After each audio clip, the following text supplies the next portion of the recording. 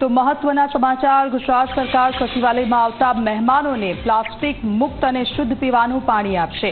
રાજ્યના વન મંત્રી મુકેશ પટેલે આ નવતર પ્રયોગ હાથ ધર્યો છે। મંત્રી મુકેશ પટેલના કાર્યાલયમાં પ્રાયોગિક ધોરણે તાપી નદીનું પાણી કાચની બોટલમાં અપાશે।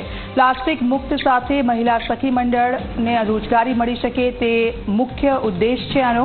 તાપી જિલ્લાના આદિવાસી મહિલા સહકારી મંડળીના સહયોગથી આ પ્રયાસ હાથ ધરવામાં આવ્યો છે। મુખ્યમંત્રીએ પણ પ્લાસ્ટિકની બોટલની જગ્યાએ કાચની બોટલ આપવાની પણ મંજૂરી આપી છે।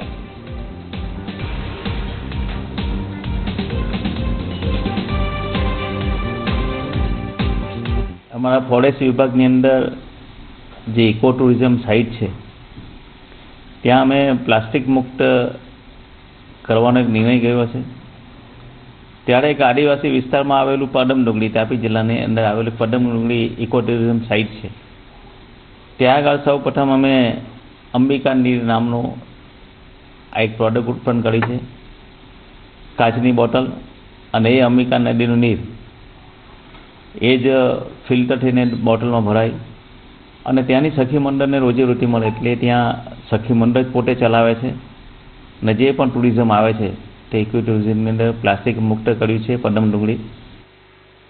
મુખ્યમંત્રી શ્રી ભૂપેન્દ્રભાઈ પટેલ સાહેબને વાત કરી કે આપણા સચિવાલયને પ્લાસ્ટિક મુક્ત બનાવીએ તો એના માટે અહીંયા જ સખી મંડળ દ્વારા આ પ્લાન લખાય અને એની રોજીરોટી મળે તો મુખ્યમંત્રી ભૂપેન્દ્ર પટેલ સાહેબે આના માટે તરત જ હા પાડી છે અને સચિવાલયની અંદર તમામ પ્લાસ્ટિક મુક્ત જેટલી ઓફિસો છે એ પ્લાસ્ટિક મુક્ત થાય એના માટે પણ સાહેબે અમને સૂચના આપી છે। એની અંદર પણ અમે કામ આગળ ધપાવી દીધું છે।